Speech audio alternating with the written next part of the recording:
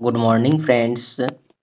तो जैसा कि हम लोग क्लास 10th का महामैराथन सीरीज चला रहे हैं और हमने इससे पहले साइंस का लगभग 700 के आसपास प्रश्न डिस्कस किया है, जिसमें फिजिक्स, केमिस्ट्री और बायोलॉजी का क्वेश्चन ऑब्जेक्टिव जो है हम लोग कवर किए हैं। तो आशा है कि जिस तरह से आप लोगों ने उस वीडियो को देखा और ढेर सारा प्यार दिया, इसी तरह से हम आज सोशल साइंस का महामैराथन क्लास लेके आए हुए हैं, जिसमें हम 700 से 750 के बीच ऑब्जेक्टिव डिस्कस इसमें भी करेंगे।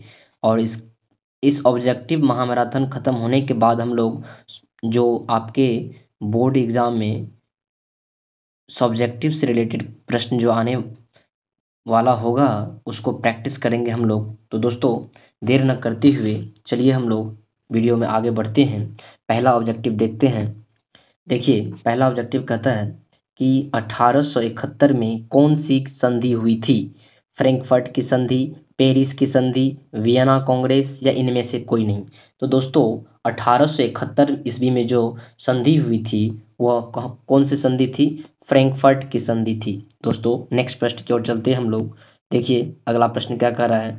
तो दोस्तों, ये वीडियो जो है काफ़ी लंबी होने वाली है, इसीलिए अगर आपके पास समय है तो देखिए, अगर समय नहीं है तो अभी ही चले जाइए, आपके लिए वीडियो नहीं है।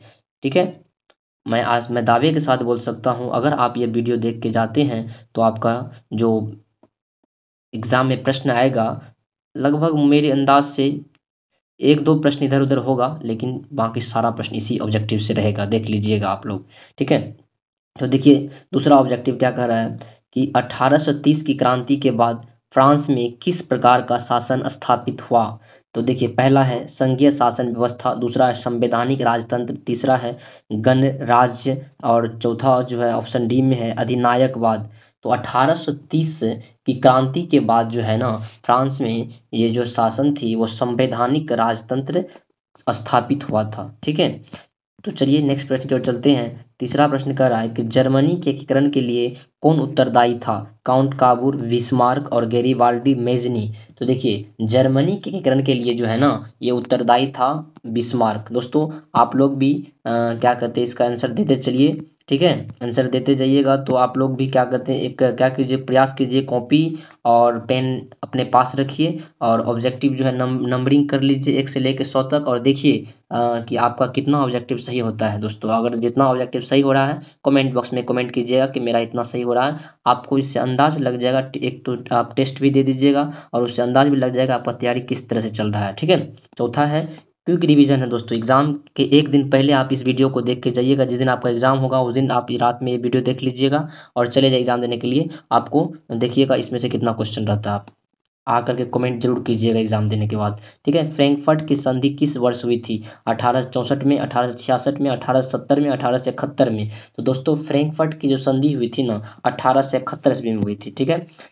अगला प्रश्न क्या कर रहा है कि इटली इटली एकीकरण में निम्नलिखित में से किसका संबंध नहीं है? बताइए। इटली जब एकीकरण हुआ था तो उसमें किसका संबंध नहीं है? बताइए। ऑप्शन एक में बिस्मार्क का, मेजनी का, काउंट काबूर का, गैरीबाल्डी का।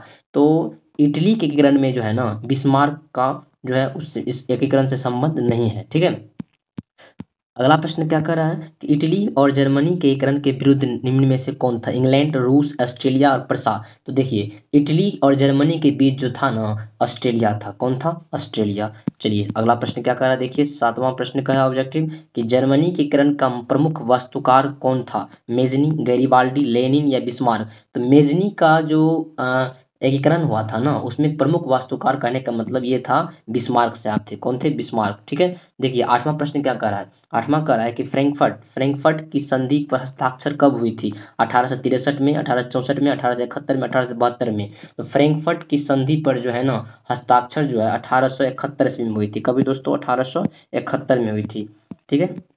नवां प्रश्न क्या कर रहा है कि काउंट काबूर को विक्टर एम्यून ने किस पद पर नियुक्त किया था? ऑप्शन एक में कह रहा है सेनापति, फ्रांस के राजदूत, प्रधानमंत्री और गृह मंत्री। दोस्तों, तो काउंट काबूर को जो विक्टर एम्यून जो थे ना, उन्होंने प्रधानमंत्री पद पर नियुक्त किया था। ठीक है। 10वां प्रश्न क्या कर रहा है। देखिए, 10वां प्रश्न कह रहा है कि लौह रक्त एवं लौह की नीति का अवलंबन किसने किया था? मेजनी ने, हिटलर ने, बिस्मार्क ने, विलियम ने।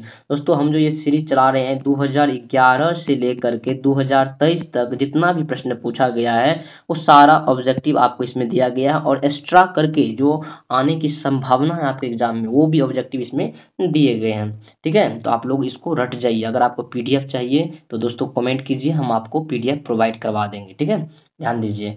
देखिए अगला 10वां प्रश्न क्या कर रहा है? 10वां प्रश्न कर रहा है कि रक्त एवं लौह की नीति का अवलंबन किसने किया था? तो मेजनी ने, हिटलर ने, बिस्मार्क ने, विलियम ने। किसने किया था दोस्तों? इसका आंसर बिस्मार्क से हो जाएगा। ठीक है, चलिए देखिए 10वें के बाद 11वां प्रश्न क्या कर रहा है कि यूरोप यूरोप का मरीज किसे कहा जाता है? तुर्की को, इटली को, इंग्लैंड को, फ्रांस को। देखिए यूरोप का जो मरीज है ना उसको तुर्की को कहा जाता है। ठीक है, 12वां प्रश्न क्या कह रहा है कि यंग यंग यूरोप का संस्थापक कौन था? बताइए। मेजनी, गेरिबाल्डी, विक्टर एम्यून, क्या कहता है मुसोलिन। तो यंग क्या कह रहा है कि यंग यूरोप का जो संस्थापक था वो कौन था? ये था, कौन था? इसका आंसर हो जाएगा, बोलिए कमेंट कीजिए। मेजनी था दोस्तों। कौन था? मेजनी था यंग यूरोप का संस्थापक। अगला प्रश्न देखिए दोस्तों क्या कर रहा है? 13वां प्रश्न में कह रहा है कि टीपू सुल्तान जो थे ये थे कहाँ के थे? बताइए। मैसूर के थे, देखिए मैसूर के, शिमला के, कश्मीर के, इनमें से कोई नहीं। बताइए टीपू सुल्तान कहाँ के शासक थे? बताइए तो कमेंट बॉक्स में कीजिए कमेंट। मैसूर के थे दोस्तों। कहाँ के थे? टीपू सुल्तान मैसूर के थे। अगला प्रश्न की ओर चलते हैं हम लोग। अगला प्रश्न जो आपका कह रहा है, क्या कह रहा है, किस युद्ध के बाद जर्मनी का एकीकरण हुआ था? बताइए तो। क्रीमिया का युद्ध, सेडोवा का युद्ध, प्रसाद डेनमार्क का युद्ध, या सेडौन का युद्ध। तो देखिए किस युद्ध के बाद जर्मनी का एकीकरण हुआ था? तो सेडौन का युद्ध हुआ था, उसके बाद किसका एकीकरण हुआ था? जर्मनी का दोस्तों एकीकरण हुआ था। अगला प्रश्न क्या कर रहा है? देखिए गेरीवाल्डी था, पेशे से क्या था? सिपाही था, किसान था, जमींदार था, या नाविक था? तो गेरीवाल्डी जो था पेशे से क्या था? सब मार दीजिएगा आप लोग, हम जानते हैं ये नाविक था। ठीक है, 16वां प्रश्न क्या कर रहा है? देखिए जर्मनी राइन राज्य का निर्माण किसने किया था? लुई 18वां ने, लुई नेपोलियन बोनापार्ट ने। ठीक है, कौन किया था? देखिए लुई नेपोलियन बोनापार्ट ने, नेपोलियन थर्ड ने, बिस्मार्क ने। तो जर्मनी राइन राज्य का निर्माण जो है ना वो नेपोलियन बोनापार्ट ने किया था। ठीक है, अगला प्रश्न की ओर चलते देखिए 17वां प्रश्न क्या कर रहा है कि सन 1870 में फ्रांस और प्रसा के बीच कहाँ युद्ध हुआ था? सेडोन में, सेडोवा में, साइडाइन में, फ्रैंकफर्ट में। तो सन 1870 के बाद जो है फ्रांस के और प्रसा के बीच युद्ध हुआ था ना वो सेडोन में हुआ था दोस्तों। कहाँ हुआ था? सेडोन में हुआ था। 17 के बाद 18वां प्रश्न क्या कर रहा है कि इटली के एकीकरण में निम्न में से किसने योगदान किया था? मेजनी ने, गेरिबाल्डी ने, काउंट कागुल ने, इनमें से कोई नहीं। बताइए तो इटली के एकीकरण में निम्नलिखित में से किसने क्या कहते हैं योगदान दिया था? तो इनमें सभी थे। कौन कौन? मेजनी भी थे, गेरिबाल्डी भी थे, काउंट कागुल भी थे, यानी कि इनमें सभी हो जाएगा ऑप्शन। ठीक है, 19वां प्रश्न क्या कह रहा है? देखिए 19वां प्रश्न कह रहा है कि वियना सम्मेलन हुआ था, कब हुआ था? 1815 में, या 1848 में, या 1870 में? इनमें से बताइए। 1871 में कब हुआ था? तो वियना सम्मेलन जो है ना 1815 में बुलाया गया था। ठीक है, देखिए 20वां के बाद 19 के बाद 20वां प्रश्न क्या कर रहा है कि जालबेरी क्या होता है? जालबेरिन जो थी ना संबंधित था किससे? जालबेरिन जो है संबंधित क्रांतिकारियों से, व्यापारियों से, विद्वानों से, पादरियों से। देखिए जालबेरिन किससे संबंधित थे? व्यापारियों से संबंधित थे। किससे संबंधित थे? व्यापारियों से जालबेरिन संबंधित थे। अगला प्रश्न क्या कर रहा है? देखिए कर रहा है कि जेनोवा, ध्यान दीजिए, जेनोवा का संधि हुआ था, कब हुआ था? बताइए। 1954 में, 1952 में, 1950 में, या 1985 में? बताइए। तो जेनोवा का जो संधि हुआ था ना 1954 में हुआ था दोस्तों। कब हुआ था? 1954 में। 21 के बाद 22वां प्रश्न क्या कर रहा है कि युद्ध, ध्यान दीजिए, युद्ध और शांति, वार एंड पीस पुस्तक किसने लिखी थी? प्लेग खान नोव ने, या टॉल्स्टाय ने, कार्ल मार्क्स ने, तुर्गनेव ने? बताइए। तो टॉल्स्टाय साहब ने लिखे थे, क्या लिखे थे? युद्ध और शांति लिखे थे, वार एंड द पीस। ठीक है, याद रखिएगा। कार्ल मार्क्स का पुस्तक का नाम क्या था? बताइए। कार्ल मार्क्स जी ने पुस्तक जो लिखा था उसका नाम क्या था? बताइए। युद्ध और शांति, दास कैपिटल, या कम्युनिस्ट मैनिफेस्टो, या बी और सी दोनों? बताइए। तो जो कार्ल मार्क्स साहब थे ना उन्होंने दास कैपिटल नामक बुक लिखे थे। ठीक है, क्या नाम था बुक का? Das Kapital. अगला प्रश्न की ओर चलते हैं दोस्तों हम लोग। देखिए अगला प्रश्न क्या कर रहा है? कार्ल मार्क्स के बाद 23 के बाद 24वां प्रश्न कर रहा है कि रूस और बोल्शेविक क्रांति का नेतृत्व किसने किया था बताइए? केरेंस्की ने, टोल्स्टॉय ने, लेनिन ने, क्या कहते हैं, स्टालिन ने। रूस की बोल्शेविक क्रांति का जो नेतृत्व था वो ना लेनिन ने किया था। किसने किया था? लेनिन ने किया था। 24 के बाद 25वां प्रश्न क्या कर रहा है कि समाजवादियों का बाइबिल किसे कहा जाता है? सोशल काल काट्रोक्ट को, या दास कैपिटल को, या क्या कहते हैं, अप्रैल थिथिस को, इनमें से कोई नहीं। सोशल क्या लिखा है? सोशल का ट्रैक्ट। ठीक है, तो इसका आंसर दोस्तों क्या हो जाएगा बताइए? इसका आंसर दास कैपिटल हो जाएगा। समाजवादियों का बाइबिल जो है ना दास कैपिटल को कहा जाता है। ठीक है, 25 के बाद 26वां प्रश्न क्या कर रहा है? साम्यवादी शासन का पहला प्रयोग कहाँ हुआ था? रूस में, जापान में, चीन में, क्यूबा में।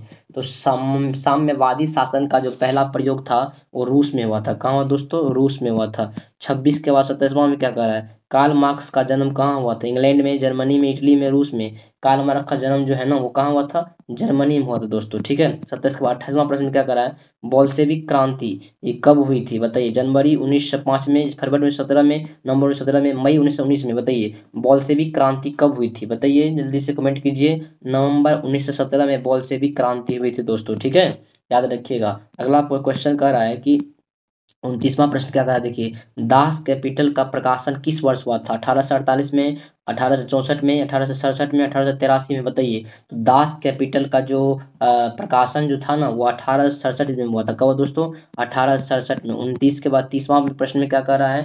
वार एंड पीस किसकी रचना है? कार्ल मार्क्स की, टॉल्स्टॉय की, दार्शनिक का दोस्तोयेव्स्की की, या क्या कहते हैं, एंजल्स की। बताइए।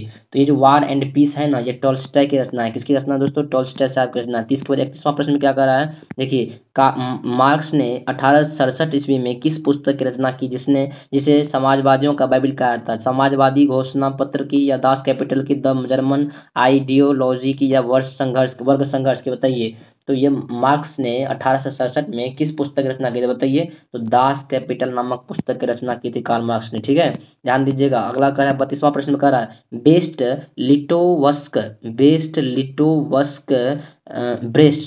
लिटोवस्क की संधि किन देशों के बीच हुई थी? रूस और इटली, रूस और फ्रांस, रूस और इंग्लैंड, रूस और जर्मनी। बताइए क्या होगा इसका आंसर? रूस और जर्मनी के बीच हुई थी दोस्तों। 32 के बाद 33वां प्रश्न में क्या कह रहा है?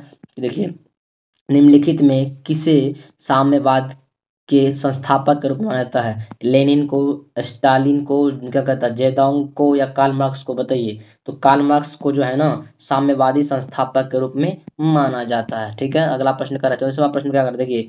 साम्यवादी घोषणा पत्र के लेखक थे लियो टोल्स्टॉय, ट्रॉट्स्की, या लेनिन, या कार्ल मार्क्स और एंगल्स। बताइए। साम्यवादी घोषणा पत्र के लेखक कौन थे? बताइए। कार्ल मार्क्स और कौन थे? एंगल्स थे। ठीक है, देखिए ध्यान से। 35वां प्रश्न क्या कर रहा है कि रूस में कृषक दास प्रथा का अंत कब हुआ? 1861 में, 1862 में, 1860 में, 1870 में।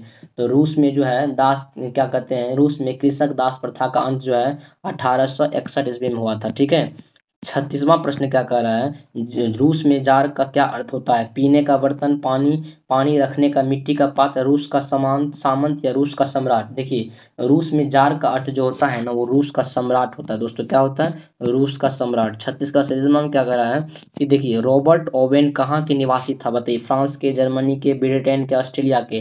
तो रॉबर्ट ओवेन जो थे ना वो ब्रिटेन के निवासी थे दोस्तों। कहाँ के निवासी थे? ब्रिटेन के निवासी थे। अगला कह रहा है हिंद चीन में कोलोन किन्हें कहा जाता था? विद्यार्थियों को, सैनिकों को, फ्रांसीसी नागरिकों को, चीनी नागरिकों को। बताइए। हिंद चीन में जो कोलोन है किन्हें कहा जाता था? फ्रांसीसी नागरिकों को कहा जाता था। ठीक है, अगला कह रहा है 39वां प्रश्न में कह रहा है कि देखिए, हिंद चीन पहुंचने वाला प्रथम व्यापारी कौन थे? अंग्रेज, या फ्रांसीसी, पुर्तगाली, या डच।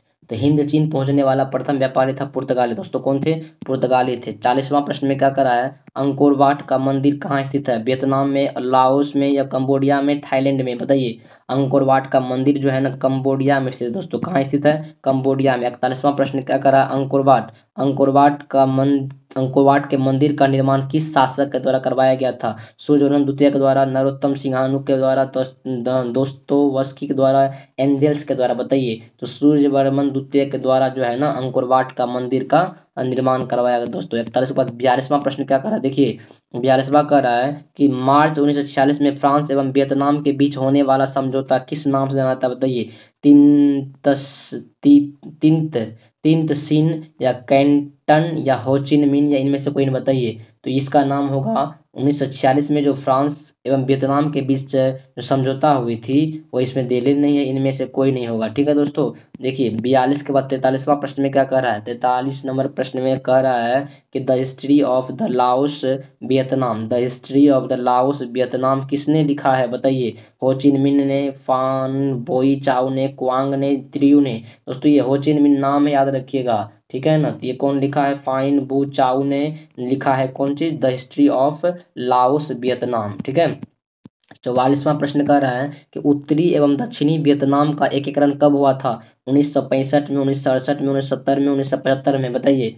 तो उत्तरी एवं दक्षिणी वियतनाम का जो एकीकरण हुआ था 1975 में हुआ था दोस्तों। ठीक है, देखिए 45 नंबर प्रश्न में क्या कह रहा है, कंबोडिया की राजधानी है, बताइए। Hanoi, no Phnom Penh, Bangkok और टावा, बताइए। तो कंबोडिया की राजधानी जो है ना नोम पेन है, कहाँ है, नोम पेन। 46 नंबर प्रश्न में कह रहा है कि वियतनाम का एकीकरण हुआ था 1970 में, 1980 में, 1979 में, 1975 में, बताइए। तो वियतनाम का जो एकीकरण हुआ था ना 1975 में हुआ था, कब दोस्तों हुआ था, 1975 में। सिंगापुर कब आजाद हुआ था, 1955 में, 1960 में, 1962 में, 1965 में। तो बताइए सिंगापुर जो था ना ये दोस्तों 1965 में आजाद हुआ था, कब हुआ था, 1965 में। देखिए 48 नंबर प्रश्न में क्या कर रहा है कि अखिल भारतीय ट्रेड यूनियन कांग्रेस की स्थापना कब हुई थी, 1848 में, 1881 में, 1885 में, 1920 में। तो अखिल भारतीय ट्रेड यूनियन कांग्रेस की स्थापना जो है ना दोस्तों 1920 में की गई थी, कब की गई थी, 1920 में। देखिए 49 नंबर में कह रहा है नमक कानून तोड़ने के लिए गांधी जी ने कौन सा स्थान चुना, बम्बई, दांडी या सूरत या दिल्ली, बताइए। नमक कानून तोड़ने के लिए गांधी जी ने जो है ना वो दांडी को चुना था दोस्तों, किसको चुना था, दांडी को। ठीक है, याद रखिएगा। हाँ, फिर करा किस घटना के विरोध में महात्मा गांधी ने अपनी केसर ए हिंद की उपाधि त्याग दी थी, चौरी चौरा हत्याकांड, जलियांवाला बाग हत्याकांड, Indira Gandhi sorry Gandhi Irwin pact या किसान आंदोलन, बताइए दोस्तों। तो जलियांवाला बाग हत्याकांड जो दोस्तों हुआ था अमृतसर में, वहां पे जो क्या कहते हैं जनरल डायर द्वारा जो गोली चला दिया गया था वहां पे, तो उसी के विरोध में जो है महात्मा गांधी ने अपना क्या किया था, जो केसर ए हिंद की उपाधि थी उसको क्या किए थे, त्याग दिए थे शौक में, बोला कि नहीं हमें नहीं चाहिए ऐसा। फिर कह रहा है सभी न्याय विज्ञान आंदोलन की शुरुआत किस यात्रा से हुई थी, दिल्ली यात्रा से, चंपारण यात्रा से, दांडी यात्रा से, इनमें से कोई नहीं, बताइए। तो सभी न्याय विज्ञान आंदोलन की शुरुआत जो है दोस्तों दांडी यात्रा से हुई थी, किस यात्रा से हुई थी, दांडी यात्रा से। 51 के बाद 52 नंबर में कह रहा है भारत छोड़ो आंदोलन का प्रसिद्ध नारा किस क्या था, इनकलाब जिंदाबाद, या करो या मरो, या फूट डालो या शासन करो, और या वंदे मातरम, बताइए। तो करो या मरो का नारा था दोस्तों, क्या हो जाएगा इसका आंसर, करो या मरो। भारत छोड़ो आंदोलन का जो प्रसिद्ध नारा था क्या था, करो या मरो। अगला प्रश्न क्या कर रहा है, 53 नंबर प्रश्न में कह रहा है कि भारतीय राष्ट्रीय कांग्रेस की स्थापना कब हुई, 1857 में, 1885 में, 1920 में, 1947 में दोस्तों। तो भारतीय राष्ट्रीय कांग्रेस की स्थापना 1885 में हुई थी। ठीक है, 53 के बाद 54 नंबर में कह रहा है कि गांधी जी ने भारत में सत्याग्रह का पहला प्रयोग कहाँ किया था, चंपारण में, खेरा में, या अहमदाबाद में, कोलकाता में, बताइए। तो गांधी जी ने भारत में सत्याग्रह का पहला प्रयोग चंपारण में किया दोस्तों, कहाँ किया था, चंपारण में। 54 के बाद 55 में क्या करा, देखिए 55 में कह रहा है कि चौरा चोरी कांड के बाद गांधी जी ने निम्नलिखित में से किस आंदोलन का बंद किया था, खिलाफत आंदोलन, सभी ने अवज्ञा आंदोलन, असहयोग आंदोलन, भारत छोड़ो आंदोलन, बताइए। जब चौरा चोरी हत्याकांड हुआ था यानी कि जो यूपी में जो है वहां पे क्या किया था कि लोगों ने उन पुलिस वालों पे क्या, पुलिस वालों को क्या किया, जिंदा जला दिया था। ठीक है ना, उसी को हम लोग दोस्तों क्या कहते हैं, चौरा चोरी हत्याकांड कहते हैं। तो इसमें जो है चौरा चोरी हत्याकांड के बाद निम्नलिखित में से किस आंदोलन को, तो महात्मा गांधी ने क्या किया था, असहयोग आंदोलन को बंद कर दिया था। ठीक है ना, और महात्मा गांधी को यहाँ गिरफ्तार कर लिया गया था। तो ठीक है दोस्तों, आप लोग जब पढ़े होंगे तो समझे होंगे। तो खैर यहाँ प्रश्न डिस्कस कर ऑब्जेक्टिव तो थोड़ा यहाँ पे समझाना उतना दिक्कत हो, मतलब समझा बहुत टाइम लग जाएगा दोस्तों, तो बहुत ऑब्जेक्टिव अभी कराना है आप लोगों को। ठीक है ना, तो देखिए तीन तीन कठिया प्रणाली किन पर लागू थी, किसानों पर, श्रमिकों पर, व्यापारियों पर, उद्योगपतियों पर, बताइए। तो तीन कठिया व्यवस्था जो था ना ये किस पे लागू था दोस्तों, किसानों पर लागू था। ठीक है, चंपारण में जो था ना तीन कठिया व्यवस्था लागू था, तब महात्मा गांधी को 1916 में जो है पत्र लिखा गया, उसके बाद महात्मा गांधी आए तो क्या कहते हैं तीन कठिया व्यवस्था को क्या किया, प्रणाली को बंद करवाया। ठीक है, देखिएगा अगला प्रश्न कर रहा है जलियांवाला बाग हत्याकांड की जांच के लिए सरकार किस समिति का गठन किया, देखिए जलियांवाला बाग हत्याकांड हुआ था तो इन्हें पूरा दबाव बनाया गया था। उसके बाद सरकार के द्वारा जो है ना क्या कहते हैं उसमें जो हत्याकांड हुआ था उसकी जांच के लिए कमेटी गठन किया गया था। कमेटी का जो गठन किया गया था उस कमेटी का नाम देख क्या था, देखिए हंटर समिति या डायर समिति या मॉन्टेग्यू समिति या चेम्सफोर्ड समिति। देखिए दोस्तों इसका नाम था हंटर समिति। क्या नाम रखा गया था, हंटर समिति रखा गया था। और दोस्तों जिन्होंने गोली चलाया था उनको जो है ना क्या कहते हैं उनको जो है अपने देश में जो है उनको वो उसके देश में क्या किया गया था, उनको पुरस्कारित किया गया था। ठीक है ना, याद रखिएगा। हाँ तो उसके अंग्रेजों का चाल था ये सब, अंग्रेजों ने उसका नाम था रखा था हंटर समिति रखा था। उसके बाद जांच से कुछ भी नहीं हुआ। ठीक है ना, याद रखिएगा। 58 नंबर में कह रहा है और राष्ट्रीय स्वयंसेवक संघ की स्थापना कब और किसने की थी। 1923 में गुरु गुरु गोलवलकर ने, या 1925 में केबी हटगेवार ने, या क्या कहते हैं हटगेवार ने, या 1926 में चित्तरंजन दास ने, 1930 में लालचंद ने। देखिए तो ये जो राष्ट्रीय स्वयंसेवक संघ की स्थापना था ना ये 1925 में जो है ये क्या कहते हैं केबी हटगेवार ने किया था। ठीक है, याद रखिएगा। बी नंबर आंसर होगा। 59 नंबर में क्या करें, देखिए भारतीय राष्ट्रीय कांग्रेस के पहले अध्यक्ष कौन थे। देखिए 2020 में पूछा गया क्वेश्चन है, बाल गंगाधर तिलक, व्योमेश चंद्र चटर्जी, या लाला लाजपत राय, या लाला हरदयाल। तो देखिए भारतीय राष्ट्रीय कांग्रेस के पहले अध्यक्ष जो थे ना ये व्योमेश चंद्र चटर्जी थे। दोस्तों कौन थे, व्योमेश चंद्र चटर्जी। 1959 के बाद 60 में क्या करा, सिपाही विद्रोह कब हुआ था, 1855 में, 1857 में, 1885 में, 1887 में, बताइए।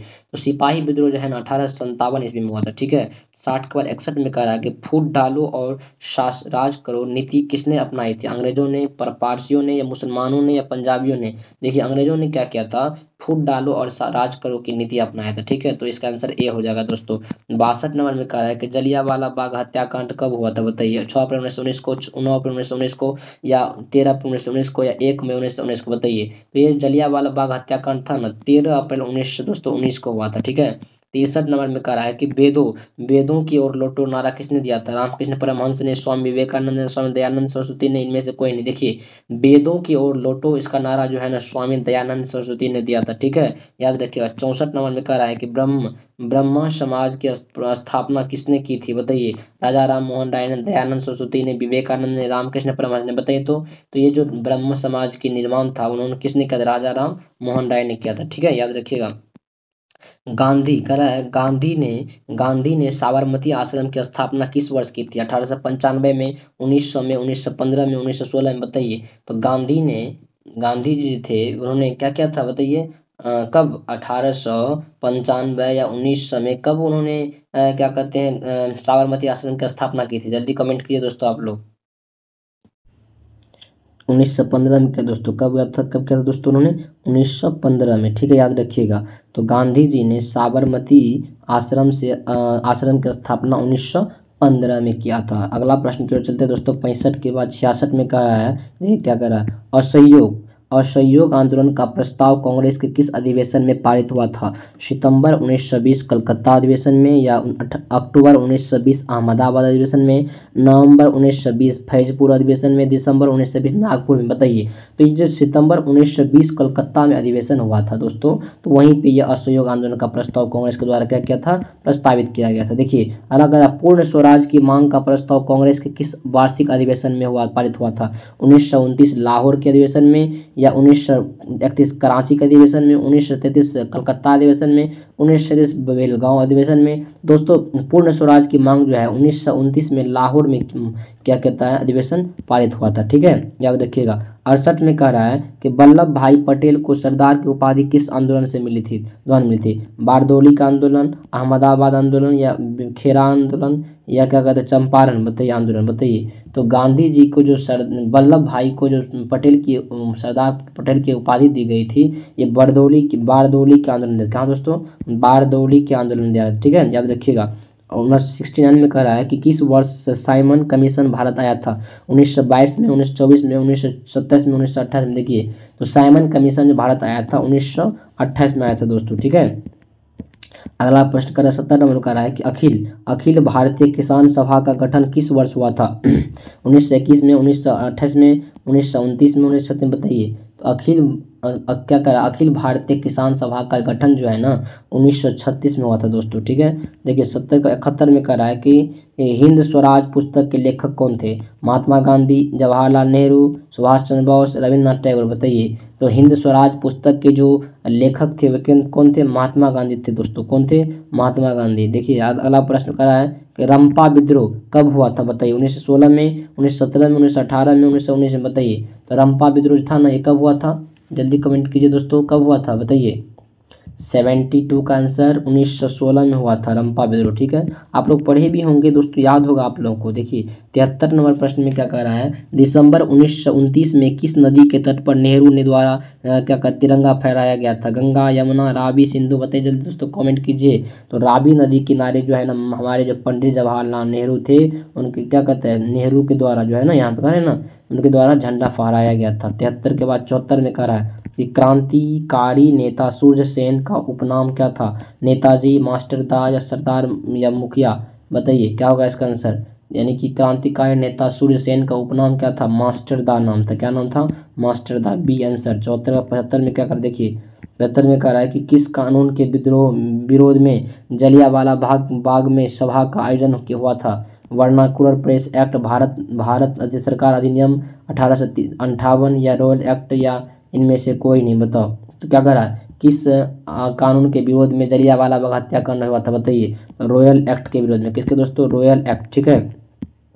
76 में कह रहा है कि किसके अनुरोध पर महात्मा गांधी चंपारण आए थे? राजकुमार शुक्ल, अनुग्रह नारायण सिन्हा या जयप्रकाश नारायण, डॉक्टर राजेंद्र प्रसाद? देखिए दोस्तों, राजकुमार शुक्ल के ही क्या कहते हैं अनुरोध पर महात्मा गांधी कहाँ आए थे? चंपारण आए थे। और वो 3 कठिया व्यवस्था जो था, जो किसानों पर जो है अंग्रेजों के द्वारा अत्याचार हो रहा था, उसको महात्मा गांधी ने क्या किया? समाप्त किया था। 1916 में महात्मा गांधी जो है उस क्या कहते हैं यूपी उत्तर प्रदेश में लखनऊ में अधिवेशन जो हुआ था उसमें भाग लिए थे। ठीक है। भारत आने वाले प्रथम व्यापारी कौन थे? डच थे, ब्रिटिश थे या पुर्तगाली थे, फ्रांसीसी? बताइए। भारत आने वाला जो प्रथम व्यापारी था वो कौन था? पुर्तगाली था दोस्तों। ठीक है। देखिए 77 के 78 में क्या करा, देखिए भारतीय कम्युनिस्ट पार्टी की स्थापना कब हुई थी? 1925 में, 1964 में या 1984 में, 1999 में? बताइए। भारतीय कम्युनिस्ट पार्टी की स्थापना कब हुई थी? 1925 में हुई थी दोस्तों। ठीक है, ध्यान दीजिए। अगला 78 के बाद 79 में क्या कह रहा है, सविनय अवज्ञा आंदोलन के समय भारत के वायसराय कौन थे? लॉर्ड डलहौजी, लॉर्ड इरविन या लॉर्ड चेम्सफोर्ड या लॉर्ड मिंटो? देखिए दोस्तों, ये कौन थे बताइए। 79 का आंसर क्या होगा? लॉर्ड इरविन थे। कौन थे? Lord Irwin. दोस्तों अगर आप ये वीडियो देख के एग्ज़ाम देने जाते हैं तो आशा है कि आप देख लीजिएगा, जब आइएगा तो आप ज़रूर कमेंट कीजिएगा कि सर इसी में से प्रश्न आया है। ठीक है, मैं बार बार कह रहा हूँ, आप लोग एग्ज़ाम के एक दिन पहले देख लीजिएगा वीडियो को, एग्ज़ाम देने से जाने से पहले, और देखिएगा कितना प्रॉफिट होता है। दोस्तों क्विक रिवीजन है, 2011 से लेकर के 2023 तक का सारा ऑब्जेक्टिव प्रश्न डाला हूँ मैं इसमें। चोरा चोरी कांड हुआ था 1920 में, 1922 में, 1930 में या 1942 में? बताइए। चौरा चोरी आंदोलन जो हुआ था 1922 में हुआ था। ठीक है। देखिए 81 नंबर में क्या कर रहा है, किन्हें सीमांत गांधी के नाम से जाना जाता है? बताइए। केलपन को या खान अब्दुल गफ्फार खान को, मौलाना अब्दुल कलाम को या सी राजगोपालचारी को? बताइए क्या होगा इसका आंसर। खान अब्दुल गफ्फार खान को। ठीक है, सीमांत गांधी के नाम से जाना जाता है। अगला प्रश्न क्या कर रहा है, देखिए कह रहा है कि मोपला विद्रोह कब हुआ, कहाँ हुआ था? महाराष्ट्र में, बंगाल में, गुजरात में या केरल में? बताइए। मोपला विद्रोह जो है ना वो केरल में हुआ दोस्तों। कहाँ हुआ था? केरल में हुआ था। 82 के बाद 83 में क्या कर रहा है, देखिए 83 नंबर प्रश्न क्या कर रहा है, भारत में पहली सूती मिल कहाँ स्थापित की गई थी? 21 में पूछा गया, 2021 में सूरत में, मुंबई में, अहमदाबाद में, कोलकाता में? दोस्तों बताइए कहाँ हुआ था? बताइए। मुंबई में। कहाँ पे दोस्तों? मुंबई में। तो दोस्तों अब चलते हैं हम लोग 84 नंबर प्रश्न में क्या कर रहा है, देखिए 84 में कह रहा है कि सेफ्टी लैंप का आविष्कार किसने किया था? बताइए। हेम्फ्री डेवी ने या जॉर्ज क्या कहते हैं स्टीफेंस ने या जेम्स वाट ने क्या कहते हैं क्रॉम्पटन ने? बताइए। क्रॉम्पटन ने। बताइए क्या होगा। सेफ्टी लैंप का आविष्कार किसने किया था? हेम्फ्री डेवी ने किया था। ठीक है। 84 के बाद 83 में क्या करा, देखिए अंतर्राष्ट्रीय मजदूर दिवस कब मनाया जाता है? बताइए जल्दी से। अब 1 अप्रैल को, 1 मई को, 1 जून को, 1 जुलाई को? बताइए। अंतर्राष्ट्रीय मजदूर दिवस जो है ना 1 मई को मनाया था। कब दोस्तों? 1 मई को। देखिए अगला प्रश्न 85 के बाद 86 में क्या कर रहा है, Tata iron and steel company की स्थापना की गई थी 1854 में, 1907 में, 1915 में, 1929, 23 में? बताइए। तो Tata iron and steel company का स्थापना 1907 में की गई दोस्तों। ठीक है, ध्यान दीजिए। 86 नंबर में क्या कर रहा है, 87 में क्या कर रहा है, देखिए वाष्प चलित रेल इंजन का आविष्कार किसने किया था बताइए। अब्राहम डर्बी ने, या जेम्स वाट ने, जॉर्ज स्टीफेंस ने, या रॉबर्ट फुल्टन ने। बताइए। तो जॉर्ज स्टीफेन साहब ने क्या किया था, वाष्प चलित इंजन का आविष्कार किया था। ठीक है। 87 के बाद 88 में क्या कर रहा है, मुंबई में प्रथम सूती कपड़ा मिल किस वर्ष स्थापित की गई थी। 1850 में, 1852 में, 1854 में, 1858। बताइए। 1854 में स्थापित की गई थी। ठीक है दोस्तों। 88 के बाद 89 में क्या कह रहा है, इंग्लैंड में सभी स्त्री वयस्क मताधिकार कब प्राप्त करते हैं बताइए। हाँ, इंग्लैंड में 1838 में, 1831 में किए थे, या 1928 में, या 1932 में। तो इसका आंसर क्या हो जाएगा, 1928 में। इंग्लैंड में सभी स्त्री वयस्क मताधिकार कब प्राप्त हुआ। इंग्लैंड में जो है ना, इंग्लैंड में स्त्री को मताधिकार जो 1928 में ही प्राप्त हुआ था। ठीक है। देखिए 90 नंबर प्रश्न में क्या करा, भारत के लिए पहला फैक्ट्री एक्ट कब पारित हुआ। 1838 में, 1858 में, 1881 में, 1911 में। बताइए। 18 से क्या हुआ, 81 में प्राप्त हुआ। भारत में के लिए पहला फैक्ट्री एक्ट कब पारित हुआ, 1881 में। देखिए 91 नंबर में कह रहा है कि स्पेनिंग, तो कह रहा है स्पेनिंग जेनी का आविष्कार किसने कब हुआ था बताइए। स्पेनिंग जेनी का आविष्कार कब हुआ, 1769 में, या 1765 में, 1773 में, या क्या कहते हैं 1775 में। बताइए। तो दोस्तों स्पेनिंग जेनी का आविष्कार जो है 1765 ईस्वी में हुआ था। ठीक है। ध्यान दीजिएगा। 91 के बाद 92 में कह रहा है कि फ्लाइंग शटल का आविष्कार किसने किया था। जेम्स वाट ने, हम्फ्री डेवी ने, जॉन के ने, या थॉमस बेल ने। बताइए। तो फ्लाइंग शटल का आविष्कार जो है जॉन के ने किया था दोस्तों। किसने किया था, जॉन के ने। 92 पर 93 में क्या कर रहा है, कह रहा है कि भारत में पहले ही जूट मिल का कहाँ स्थापित की गई थी। बताइए। कलकत्ता में, दिल्ली में, मुंबई में, या क्या कहते हैं पटना में। भारत में जो पहली जूट मिल थी ना, वो कलकत्ता में स्थापित की गई दोस्तों। कहाँ पे, कलकत्ता में स्थापित की। 93 के बाद 94 क्या करा है, 94 में करा है कि पावर पावर लूम का आविष्कार किसने किया था। जेम्स वाट ने, जॉन के ने, या एडमंड कार्टराइट ने, या क्या कहते हैं क्रॉम्पटन ने। बताइए। तो पावर लूम का आविष्कार किसने किया था दोस्तों। इसका आंसर हो जाएगा क्या होगा, सी, यानी कि एडमंड कार्टराइट ने किया था। किसका आविष्कार, पावर लूम का। ठीक है। 95 में कह रहा है कि बोनस भुगतान अधिनियम किस पंचवर्षीय योजना के दौरान बना। प्रथम पंचवर्षीय योजना, द्वितीय पंचवर्षीय योजना, तृतीय पंचवर्षीय योजना, चतुर्थ पंच। बताइए। तो बोनस भुगतान अधिनियम किस पंचवर्षीय योजना के दौरान बना। बताइए जल्दी से इसका आंसर। इसका आंसर तृतीय पंचवर्षीय योजना होगा दोस्तों। ठीक है। देखिए 95 के बाद 96 में क्या कर रहा है, 96 में कर रहा है कि अंतर्राष्ट्रीय श्रमिक संगठन का मुख्यालय कहाँ है। बताइए। पेरिस में, वाशिंगटन डीसी में, रोम में, या जेनोवा में। बताइए। अंतर्राष्ट्रीय श्रमिक संगठन का जो मुख्यालय है वो कहाँ है दोस्तों, बताइए जल्दी से। तो जेनोवा में। कहाँ पे है, जेनोवा में। ठीक है, याद रखिएगा। 97 बंगाल का विभाजन कब हुआ। 1855 में, 1857 में, 1905 में, 1911 में। तो बंगाल विभाजन दोस्तों 1905 में हुआ था। ठीक है। 97 के बाद 98 में क्या करा, देखिए गोल घर का निर्माण हुआ था 1757 में, 1764 में, 1786 में, 1857। बताइए। तो 1786 में जो है दोस्तों गोलघर का निर्माण हुआ था। अगला प्रश्न को चलते हैं 98 और 99 में कह रहा है बिहार का सबसे बड़ा नगर कौन सा है। बताइए। पटना, गया, भागलपुर, दरभंगा। तो बिहार का जो सबसे बड़ा नगर है वो कौन है दोस्तों, पटना है। ठीक है। देखिए अगला वो चलते हैं। अगला प्रश्न क्या कर रहा है, 100 नंबर प्रश्न में। देखिए प्रश्न कर रहा है कि महात्मा बुद्ध को ज्ञान की प्राप्ति कहाँ हुई। राजगीर में, या क्या कहते हैं बोध गया में, वैशाली में, सारनाथ में। बताइए। महात्मा गांधी को जो ज्ञान की प्राप्ति है वो कहाँ हुआ था प्राप्त, बताइए जल्दी से। तो बोध गया में हुआ दोस्तों। कहाँ हुआ था, बोध गया में। तो दोस्तों वीडियो लंबी ना हो जाए इसलिए हम क्या कर रहे हैं, अब पार्ट बाय पार्ट आपको वीडियो देंगे। ठीक ना। तो हमने इस वीडियो में 100 ऑब्जेक्टिव डिस्कस किया है। अब इसके बाद जो वीडियो आएगा उसमें 101 से डिस्कस करेंगे। ठीक है। तो नेक्स्ट वीडियो देखिए। नेक्स्ट वीडियो में आपको पार्ट 2 में जो है 101 से मिल जाएगा। ठीक है दोस्तों। आशा है कि आप लोग समझ गए होंगे दोस्तों। अगर समझ में आ रही है हमारे द्वारा पढ़ाया हुआ चीज़ तो आप लोग प्लीज़ कमेंट कीजिए, लाइक कीजिए और अपने मित्रों के साथ भी शेयर कीजिए, जिससे और प्यार दीजिए वीडियो को दोस्तों। ठीक है दोस्तों, धन्यवाद।